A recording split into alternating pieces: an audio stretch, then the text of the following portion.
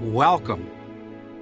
Usually our December program features the Gilead graduation program held in September of each year. However, the 149th class of Gilead was scheduled to arrive in the United States when the COVID-19 pandemic was underway. Therefore, that class was postponed. So this month, we'll focus on being the best Bible teachers we can be. Here are a few highlights. Cecilia and Shira made many sacrifices to help their students become dedicated worshipers of Jehovah. We'll see the impact they had on Mercedes and Abel. The arrival of a baby brings great joy as well as new challenges. We'll learn how Jehovah helps first-time parents adjust to their new responsibilities. And we'll learn how Louise Blanton's parents prepared her for a satisfying life in Jehovah's service. This is JW Broadcasting for December 2020.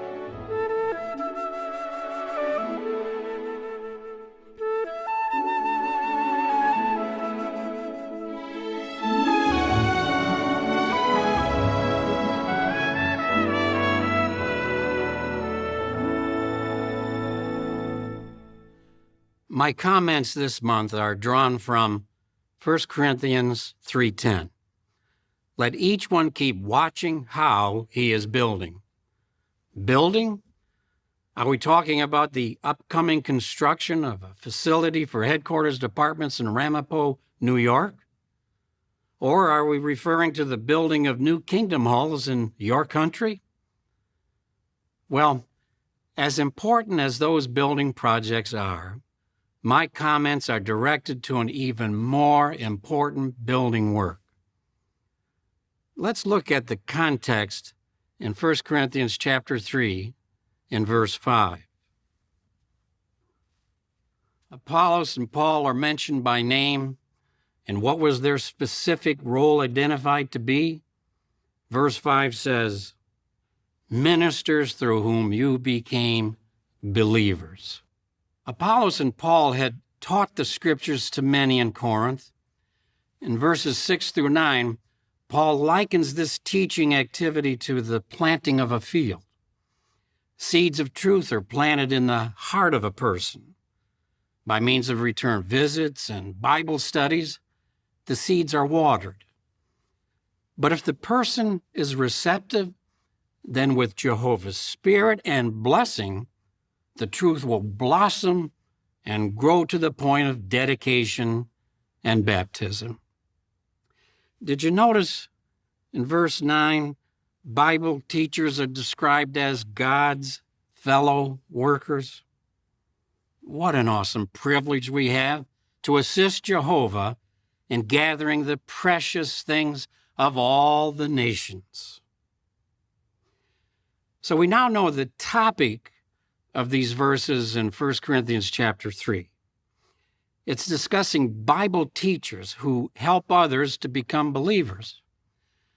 But did you also notice that in verse 9, Paul changes illustrations? He said, you are God's field under cultivation. That's agricultural. But then he changes the analogy, saying, God's building. That's architectural. That's construction.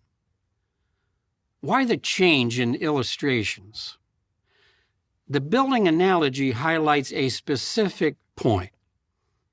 You see, the illustration of the farmer doesn't focus on the farmer's impact on the growth of a plant.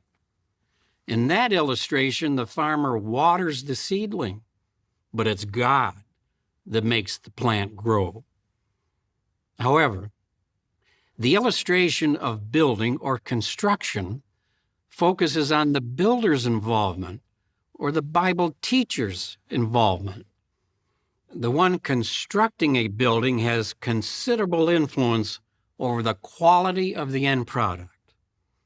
What kind of materials does he select?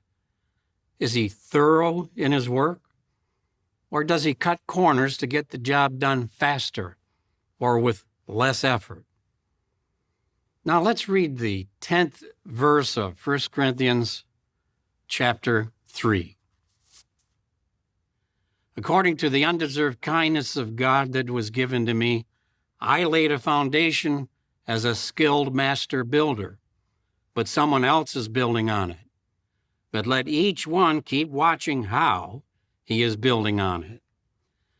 There in Corinth, Paul, as a master builder, had initially acquainted many with the truth. In effect, he laid a foundation for others to build on. But what was that foundation? Verse 11 says, "For no one can lay any other foundation than what is laid, which is Jesus Christ." Paul had helped establish the congregation there in Corinth based on the teachings of Jesus, the foundation of the truth.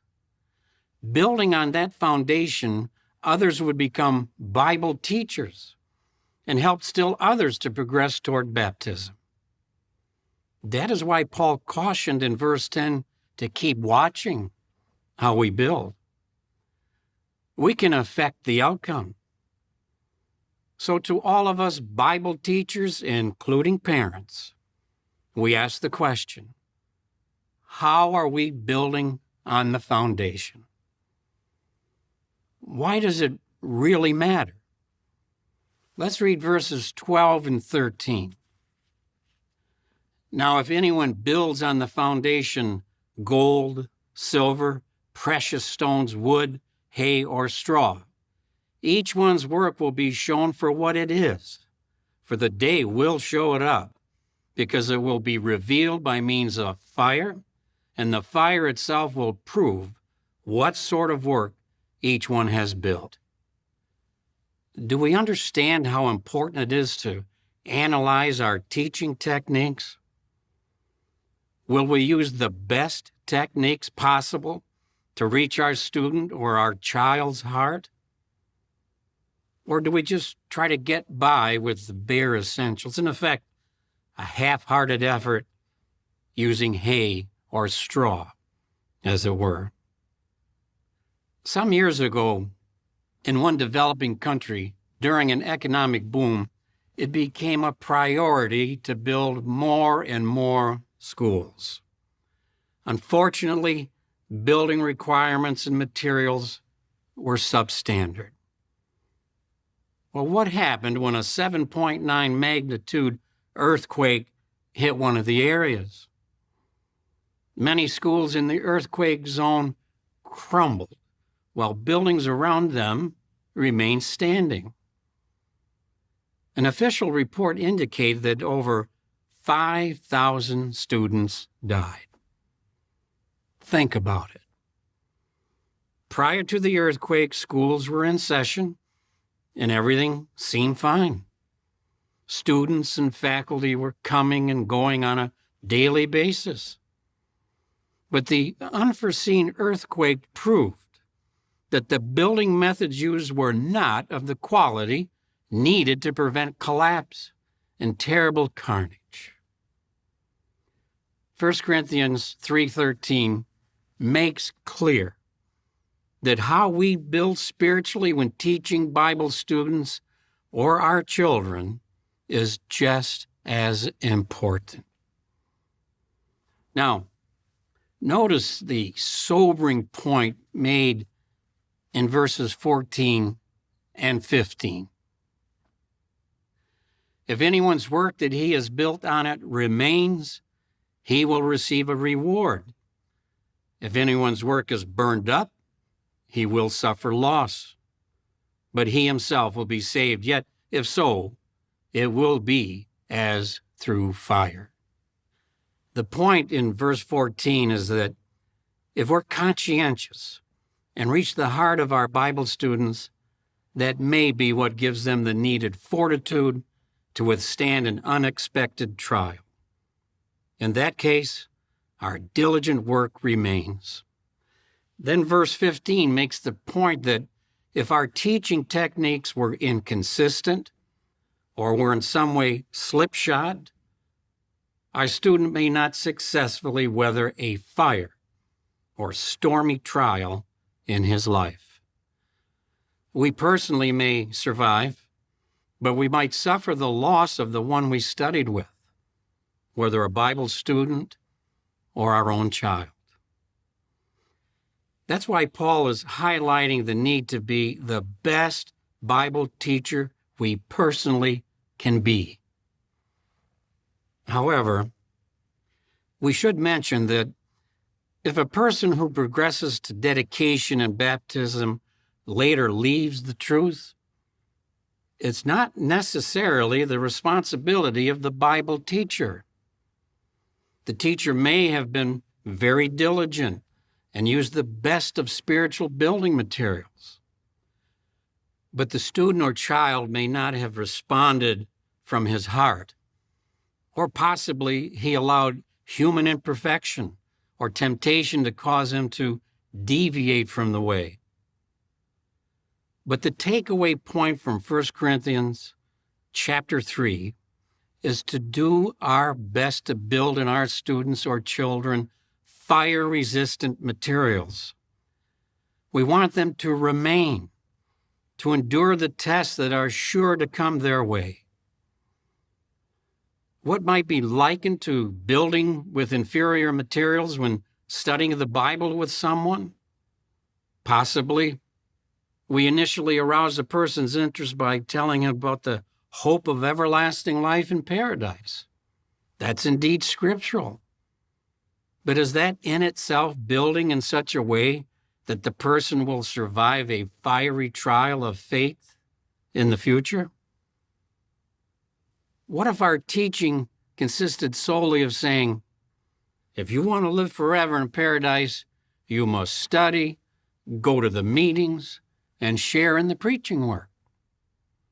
If so, we are not building in a way to ensure that the student or child will resist the fire of trials or stand the test of time. In effect, we're using wood, hay, or straw. Do you remember that Paul said we are to build on the foundation? He said the foundation is Jesus Christ. That is solid.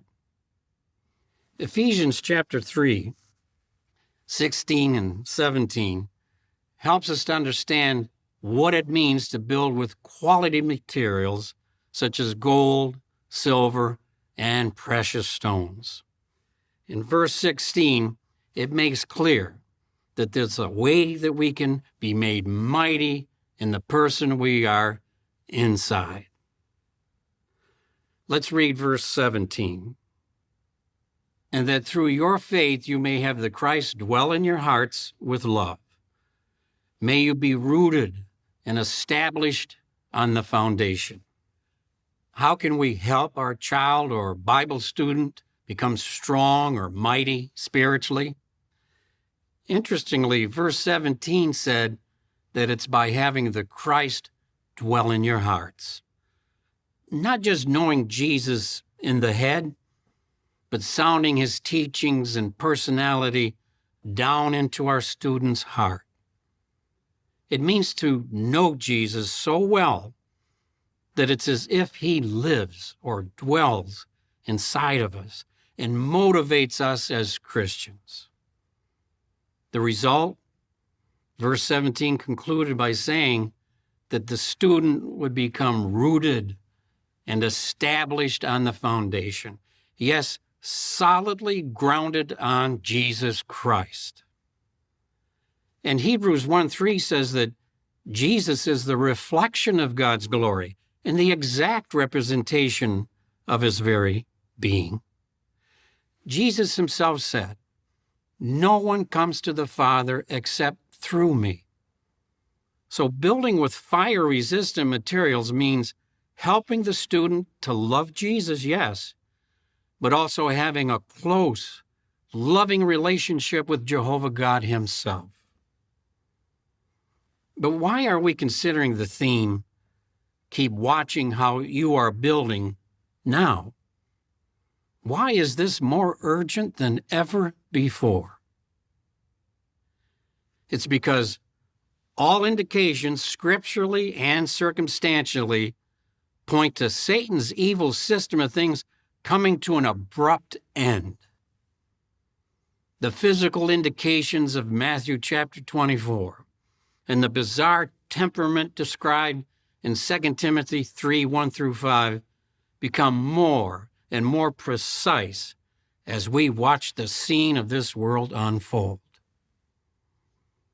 We can expect even more opposition and persecution from those who are opposed to our resolve to stand on the side of Jehovah. Our brothers in Russia and other lands are experiencing this now.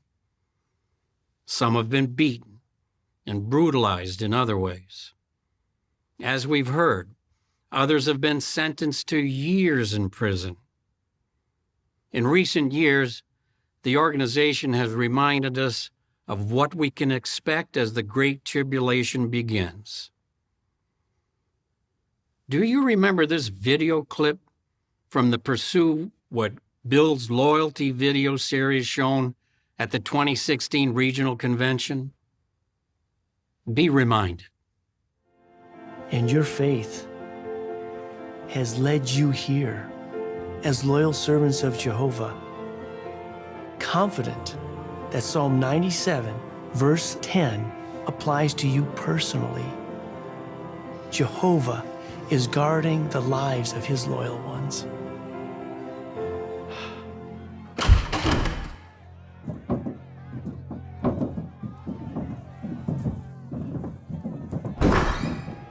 Where are they? Check the basement.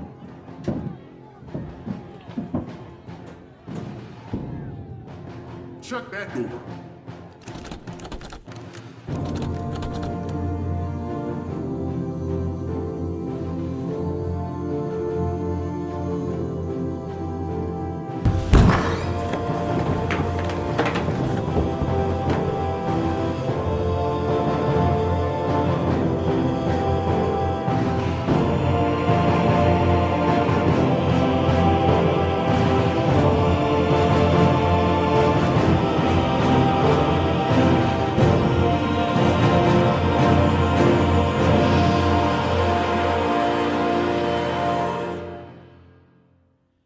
That video series has been affectionately called the basement video. It was depicting one possible scenario that could be considered a fire, according to 1 Corinthians 3:13. The serious question we want to ask ourselves is, would my Bible student or child be in the basement with those other faithful brothers and sisters?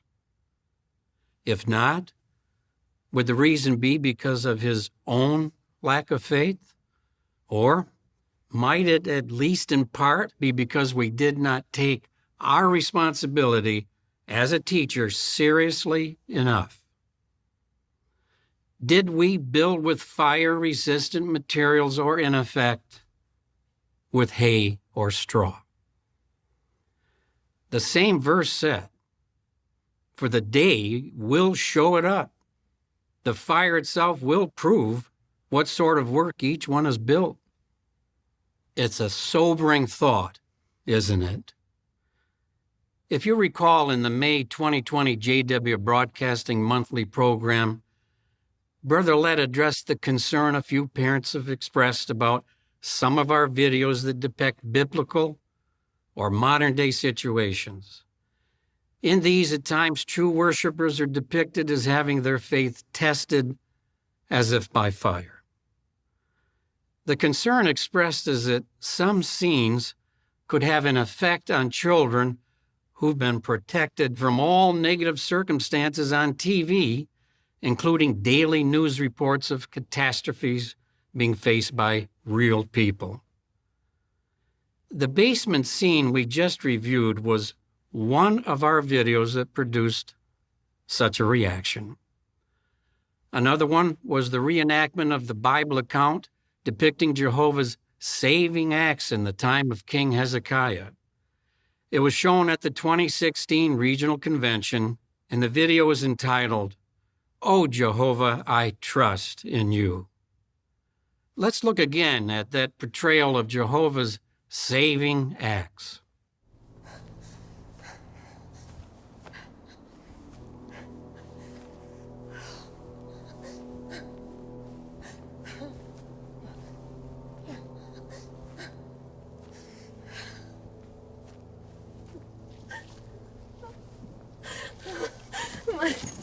My love. If a parent has shielded his child from viewing all scenes on the news or other visual images depicting negative realities, it's understandable that there may be a concern. However, as Brother Letts stated, parents need to give their children a realistic idea of what we will face in the near future. Many parents choose to help their children appreciate the graphic visual imagery of a Bible-based account, while at the same time building trust in Jehovah, who will be with them in times of distress. The point is, friends, the Bible warns us, young and old alike, that a time of fiery testing looms on the horizon. We want to be realistic and face these events with faith and courage. Our videos depict such circumstances in a tasteful and sanitized way, not showing any actual acts of bloodshed or violence. Be assured that the governing body is not trying to scare anyone. Instead, we are trying to prepare everyone. We feel responsible to fortify the brotherhood by using fire-resistant building materials in the spirit of 1 Corinthians chapter 3.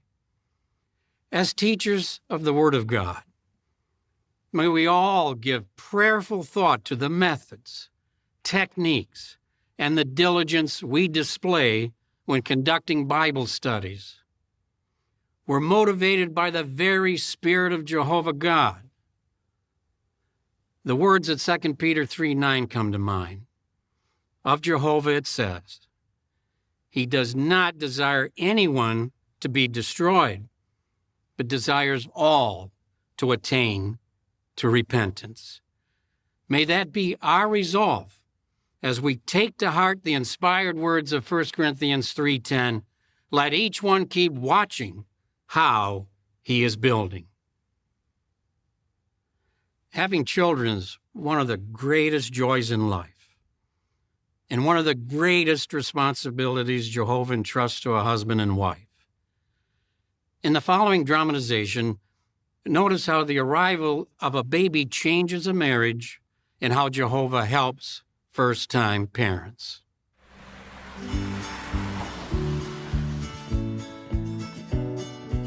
Jehovah has been so good to us.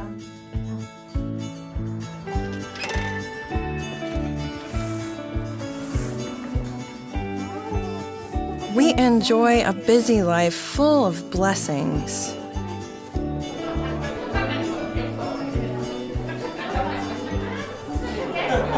Including one we didn't expect.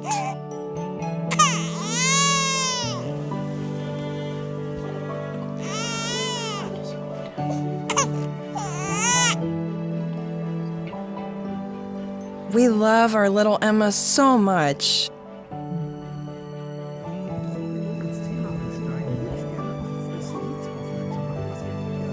But child rearing was harder than we thought.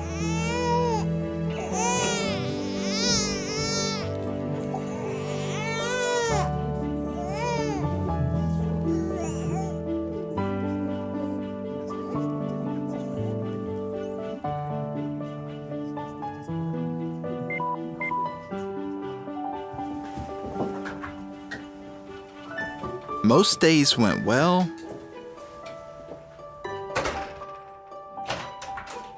Others, not so much.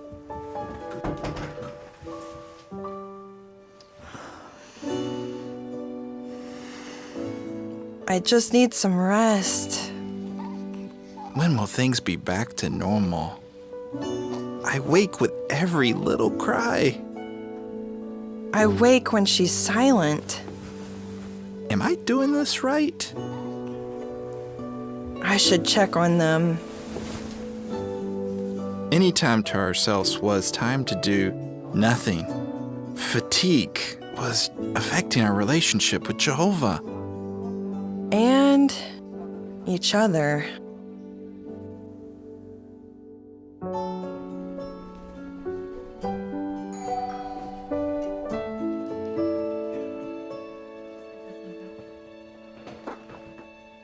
We were so relieved when David, a father himself, offered to visit with another elder. We read Isaiah 40:29. He gives power to the tired one and full might to those lacking strength. As a loving father, Jehovah wants parents to succeed.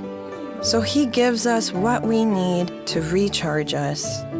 Things might never be like they were before, but his suggestions helped us create a practical and consistent spiritual routine. David said it's normal for new parents to feel anxious, and anxiety is tiring.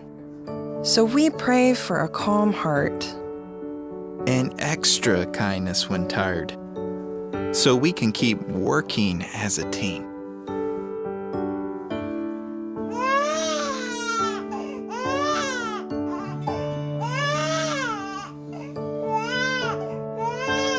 I so appreciate Zach's help.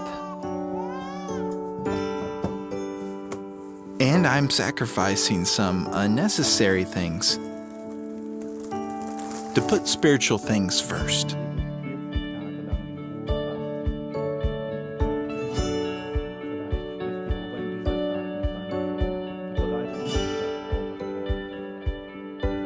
There will always be a lot to do.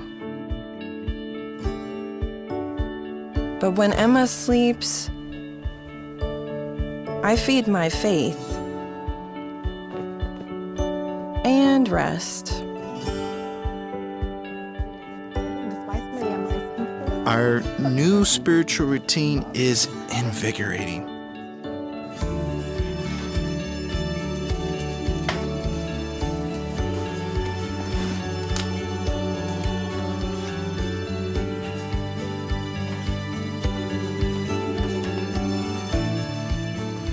Hey, Daddy, look! Hey.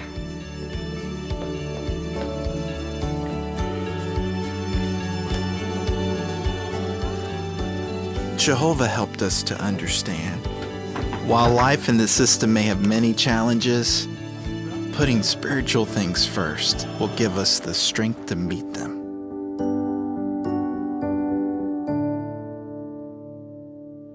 That new father wanted life to get back to normal, but all parents realize that having children creates a new normal. If you are first-time parents, please remember, one of the most important adjustments you'll make is to establish a new spiritual routine for yourselves and your precious little child. Of course, children grow, and when they cross into their teenage years, suddenly everything seems to change. In the following video, notice how Rudy and Anita Garcia were determined to teach their daughters Jehovah's ways and the results they experienced. We already had our firstborn, Renita, and then I was told that we were going to have twins. Yeah, we were new in the truth and inexperienced. So I was saying to myself, how could I take care of my children? Not only physically, but more so spiritually. I would be able to teach them to love Jehovah, to worship Jehovah.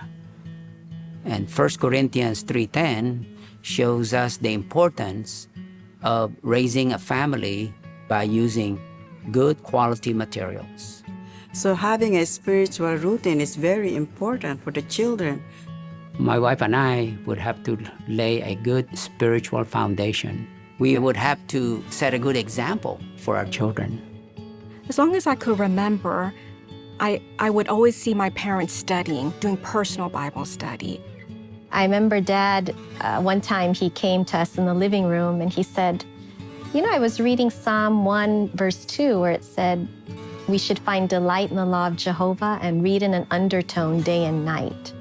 He said, what if we do this as a family project, like we read the Bible every day out loud together? And my parents were very simple. You know, they didn't really require a lot of fancy things. They were content. Mom and Dad always worked part-time. Dad pioneered. So money was limited. Sometimes the car we had wasn't the most reliable, and it would break down right before the meeting. I remember when our car broke down. Initially, I thought, oh, we're not going to go to the meeting. Mom and Dad would say, well, the car broke down. There's a meeting tonight, so let's walk. So there's the 5 of us, my dad in his suit. The 4 women would be with our dresses, our book bags. And so that taught me not to let obstacles, anxieties prevent me from going to my meetings. Spending quality time was very important to my parents. And especially after the meetings, we would change into our pajamas, grab a snack, go to the living room, and just start talking about how our day went, how the meeting went.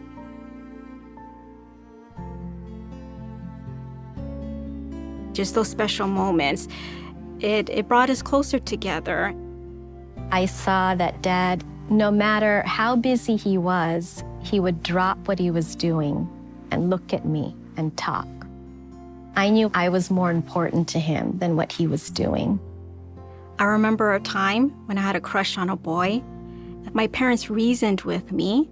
I felt very comfortable, you know, after that point to maybe talk about other things because I could see that my parents were not going to be angry at me. You know, they're going to listen to me, what I was feeling.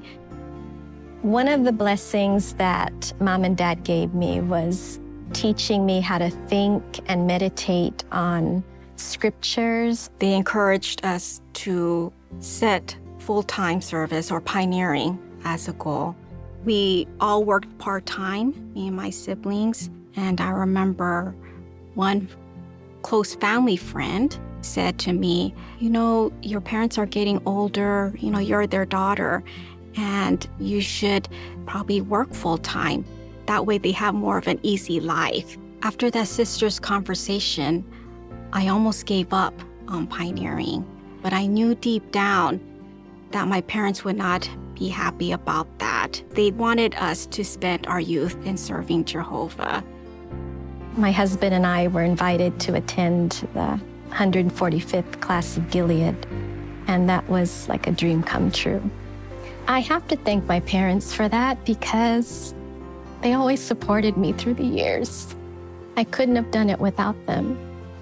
And for that, I'll be forever grateful. I really do thank my parents for the upbringing that they gave me. I have a very happy life. I'm thankful that I was able to avoid a lot of heartache, and that's because my parents raised me in the truth and Jehovah's way. Children are born imitators, and they're gonna imitate our example. I want to thank Jehovah for what our family is now. To see all of us in the pioneer work. All 5 of us are pioneering. Thank you, Jehovah. Raising 3 daughters took years of work and sacrifice. But Rudy and Nanita are joyful, knowing their daughters are happily serving Jehovah full time. Likewise, if we build in our children fire-resistant materials, then we give them everything they need to make wise decisions themselves. This was the case for Louise Blanton. Notice how her parents' building techniques helped her to choose a fulfilling life. My family started studying with witnesses in New Jersey My parents had been very diligent in helping us to appreciate not only Bible principles, but characters in the Bible that could be a role model for us. It helped us to know that Jehovah cared not only for adult publishers, but for the children that were serving him. When you went out in the ministry, it became such a common thing. The police would come and pick you up. If they couldn't track down the parents, they would put the children in jail, knowing that eventually the parents would have to come looking for them. The police would use scare tactics that said, there's rats in the cell. Is that where you want to be? Anything to make you fearful, to intimidate you, to tell them where your parents were. They'd put us in the jail, and in order to build our faith, we would sing. We didn't have kingdom melodies back then, so we used to make up songs, and that would keep us focused on what we were doing there. After I reached the age of 18, my parents were agreeable to my accepting an assignment. And in those years, because of the racial issue in the South, there were so many areas in the South where they didn't have kingdom halls that the colored could attend. So if you were free and you would accept an assignment, the society usually sent us to the South. My parents were both born in the South, so they were able to tell us what to expect to keep the culture shock from being so great.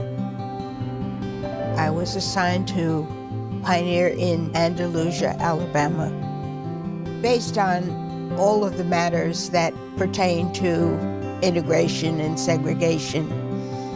This was a hotbed for testing those issues. And so I was concerned about whether I had the fiber to work under those circumstances. The field was wide open. There were so many in the area that had no knowledge of Jehovah's Witnesses and very receptive to the message. That part of our ministry was very rewarding.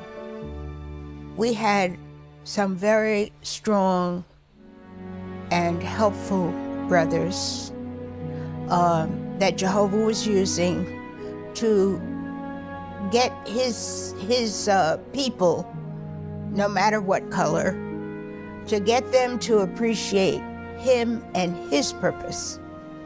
When you focused on these things, the suggestions and the ideas that the brothers would help you to appreciate how to deal with issues, they taught us, for one thing, the whole purpose of the Ku Klux Klan is to intimidate. They feel that if they frighten you enough, you will leave. Satan has always used methods to try to intimidate, but we would make it a practice to hold our place. We were in street work, we'd stay right there. And of course, as they passed, they had their remarks to make, but we just stood there. When I think back on my youth, there isn't anything that I was able to participate in that I came to regret. There were always blessings that went along with it. You make yourself available, Jehovah will use you. Jehovah is always there as a support.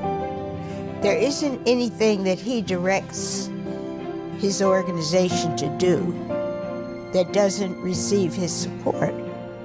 So if we are challenged with a new assignment, or if we feel inadequate about it, if we look to Jehovah, with Jehovah you can't fail. Louise's parents taught her to appreciate principles and characters in the Bible. That reached her heart and aided Louise to endure difficult trials.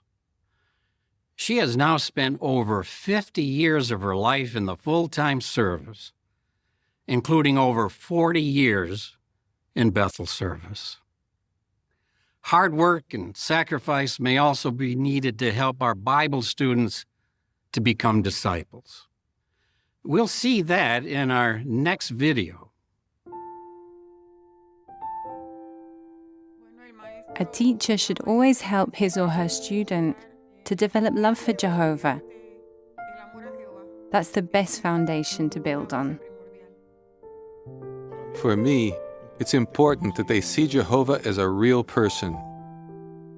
In order to help them build a good foundation, they need to know that Jehovah gave us the Bible so that we can receive His guidance for the future and for eternity.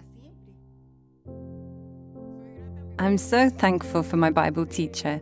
She always helped me see Jehovah's point of view on things from the Bible. I'll never stop thanking Jehovah for what He's done for me. He drew me to the truth. He gave me a teacher that didn't just teach me about the Bible, but by his example, the brother taught me how to really be one of Jehovah's Witnesses. When I started studying, my parents told me that they didn't consider me their daughter anymore. During the study, my teacher helped me see from the Bible that Jehovah had a lot of really good things in store for me.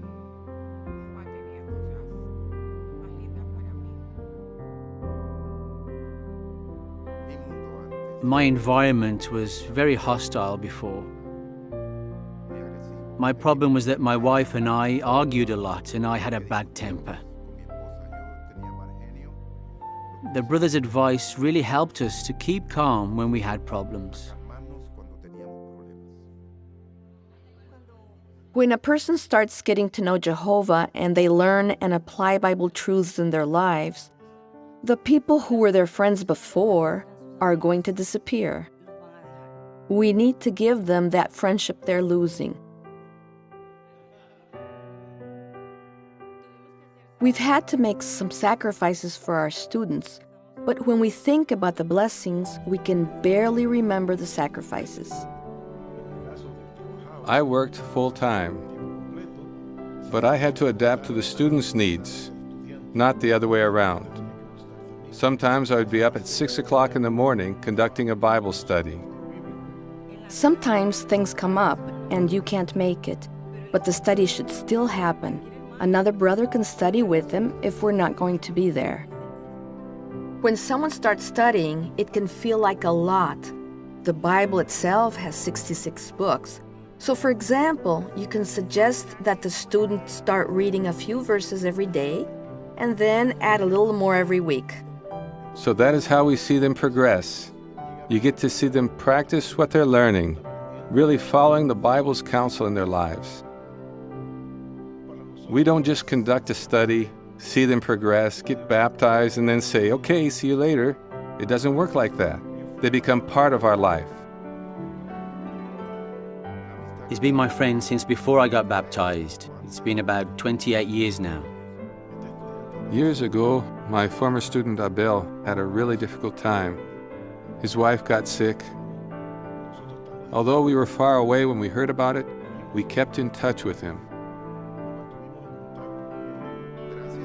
Thank you, Livingston family, for calling Jessica during these hard times.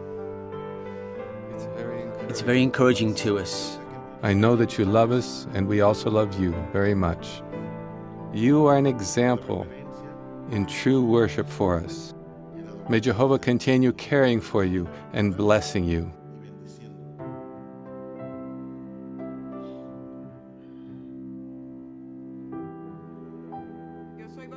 I got baptized 34 years ago and have been pioneering for 33 years.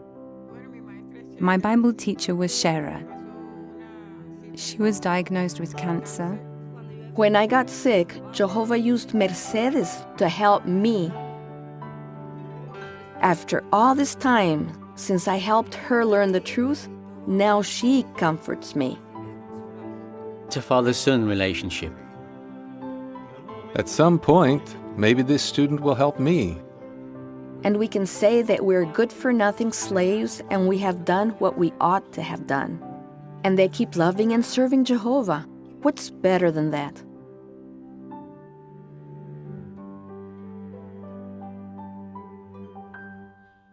To expand their ministry, many Jehovah's Witnesses have learned a new language. Have you? Teaching someone the truth in the language of their heart can be rewarding. But learning to speak and think in a new language can also be tough. In a recent morning worship, Brother William Malenfant offered some practical suggestions. Usually, the language that we learn from infancy becomes the language of the heart. And we learn it at home. In most cases, the dominant influence in our life in connection with our language of heart, or the first language, is our mother. And that's precisely what took place in Israel in the days of Nehemiah. But the mothers in this case were pagans, sharing their language and probably their beliefs with their children. And a lot of Jewish men, prominent Jewish men, had married pagan women. Let's read the scripture together at Nehemiah chapter 13, verses 23 and 24. Nehemiah 13, 23 and 24. It says, "In those days I also saw Jews who had married Ashdodite, Ammonite, and Moabite women. Half of their sons were speaking Ashdodite and the language of the different peoples, but none of them knew how to speak the language of the Jews." And as was stated, it's very likely that those mothers would be teaching the children about their land, their culture, and their worship, the pagan gods they worshiped. And so the decision was made by the Jews themselves when they were counseled and given direction from Ezra and from Nehemiah to send those wives away along with the children. And that's an interesting thing. It must have been a bit difficult for some husbands to see their children sent away, but all they knew were the languages of the pagan wives, nothing about Hebrew and the worship of Jehovah God. And the problem was they were sent away to keep the Jews from losing their identity by a gradual assimilation into the cultures and the religions of the surrounding nations that those wives belonged to. In Nehemiah's day, speaking Hebrew was vital, and we're grateful it's not necessary today. We all don't have to learn Hebrew. But in his wisdom, Jehovah invites people who speak any language to learn the pure language, the truth about him and his purposes. And you know, it's like the opposite of what took place at the Tower of Babel, where Jehovah intervened, confused the builders of the Tower of Babel, imposing upon them different languages, including different ways of thinking, and so they went off, disorganized, separating from one another. And today we have people from all over the world who speak many, many different languages, but in Jehovah's wisdom, he's bringing them all together, those who love the truth and love him, in unity. And this is what Zephaniah says, Zephaniah chapter 3, verse 9. It speaks of the pure language. "I shall give to peoples the change to a pure language, in order for them all to call upon the name of Jehovah." And that's what these people do who speak other languages. We reach them with the truth, but then they're unified with Jehovah's organization, because it goes on to say, in order to serve him shoulder to shoulder. So isn't that interesting? The way Jehovah has used the pure language to bring people of many diverse backgrounds and languages together in his worship. In our days, people of many different languages are leaving their home countries to live elsewhere. And it's really quite amazing when you consider large cities are filled with people of different languages, and even little villages, we find people speaking different languages. They need help to learn the truth in the language of their heart. It's interesting to note about Bethelites how many have learned other languages in order to teach the truth to people. In the United States, Bethel, in our branch, there are over 2,500 Bethelites who are engaged in congregations, 24 different language groups and congregations. So a lot of Bethelites and commuters are included in those numbers, are doing a very fine work in helping people in the territory to learn the truth. And wouldn't it be nice, I know some of us would love to learn some other languages. Wouldn't it be lovely if we could learn the way a child does? They just absorb it, no effort, and they start speaking it. A researcher, Dr. John Brearley, says this: clearly the young brain seems to be programmed almost like a computer for language development. He notes that even brain anatomy suggests that an infant is born with a pre-programmed biological capacity to speak. And then the comment in Awake said, it's as though the brain is hardwired to learn language. I'm sorry to say that as the years go by, the hard wiring starts to fray a bit in many of us. But if we make the effort, and we do make a switch to a congregation where they speak the language where you would like to learn, remember this: children can be a big help in the congregation that you attend in a foreign language. They can also be very startling and frank. You speak funny.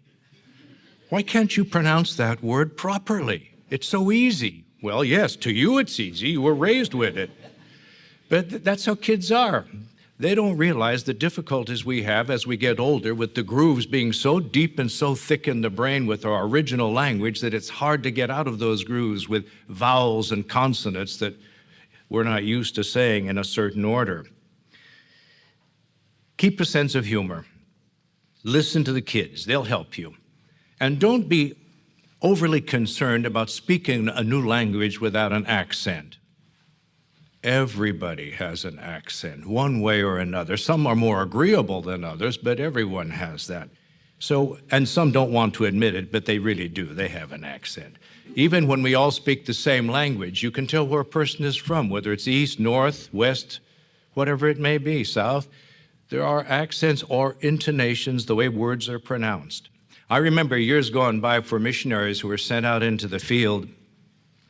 We had to follow a special program in learning a new language. Your first month in your new assignment, you had to study 11 hours a day for 30 days, your first month, your new language. Well, you felt like you were in the Tower of Babel on those occasions because it was very difficult. The second month, you had to study your new language 4 hours a day and be out preaching 130 hours.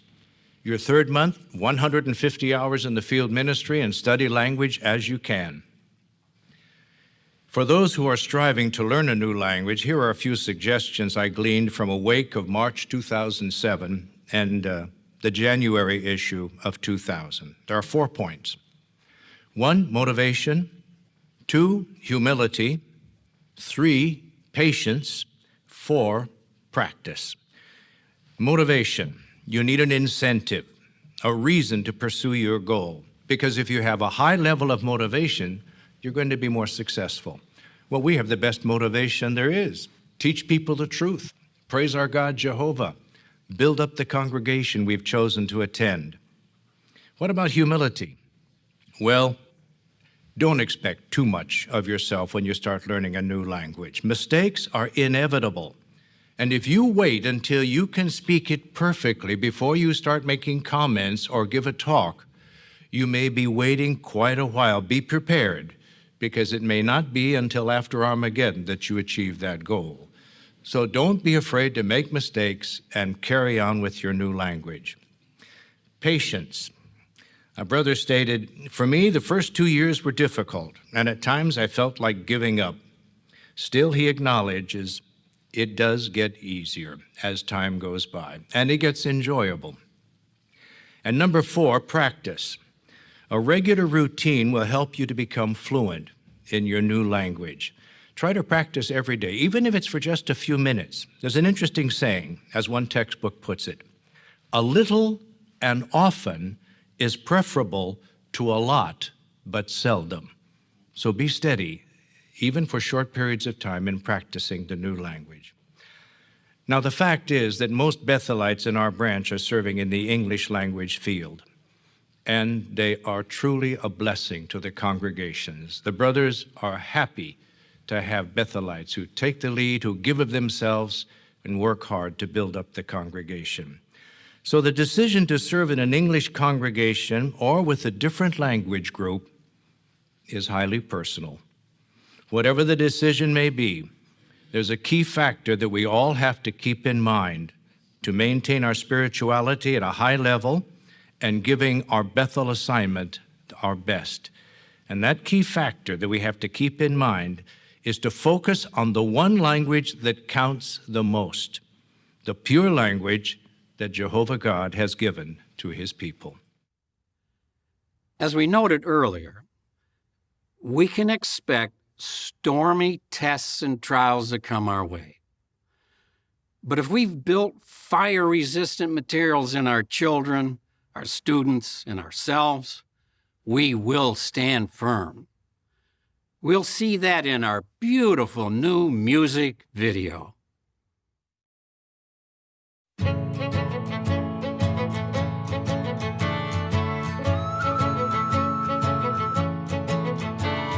first time I heard the word of truth about Jehovah in a world that is new,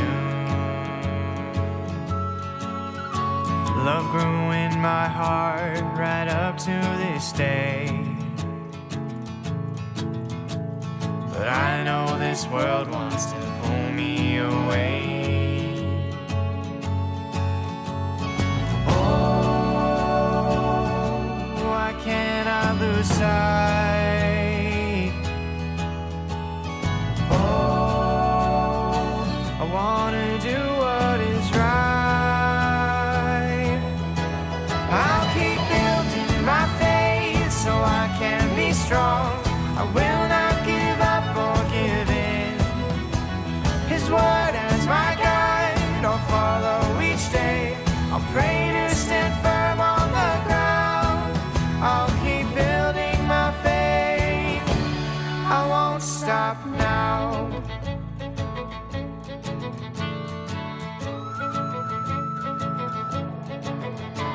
So we have to choose where we will stand. A life built on rock, or one built on sand. This world around us wants us to believe it will stand forever, so live and be free. Oh, but we know the truth.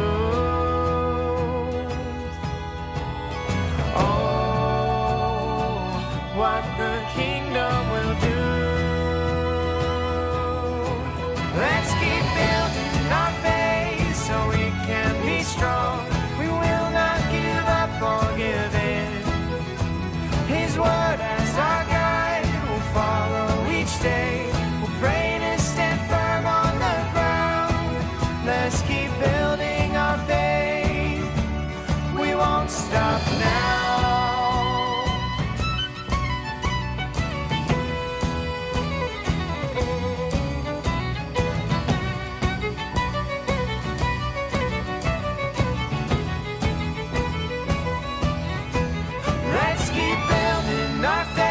So we can be strong. We will not give up or give in. His word as our guide, we'll follow each day. We'll pray to stand firm on the ground. Let's keep building our faith. We won't stop now. We won't stop now. We won't stop now.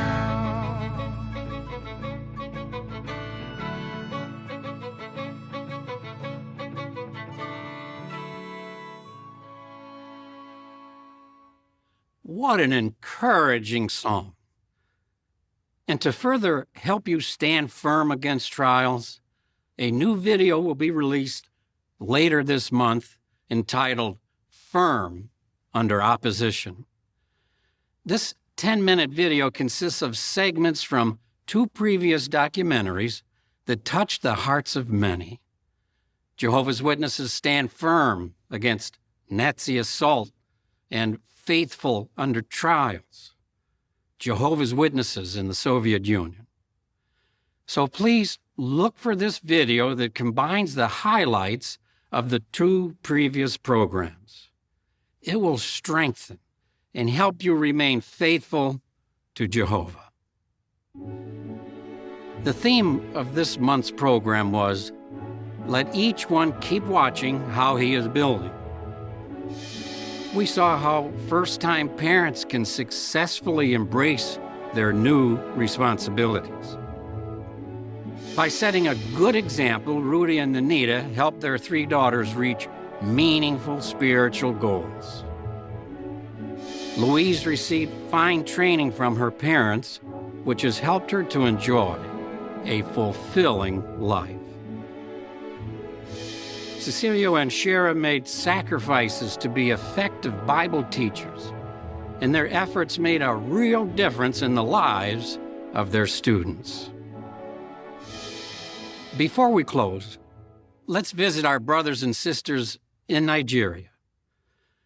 Nigeria is the most populous country in Africa. It's some 200 million people speak over 500 languages. More than 400,000 Jehovah's Witnesses live and preach there. Many publishers come from other lands to share in the ministry. The response to the good news is very encouraging. More than 870,000 Bible studies are conducted every month. On average, about 40 people are baptized every day, and 7 new congregations are formed every month. This is the Obudu Ranch congregation.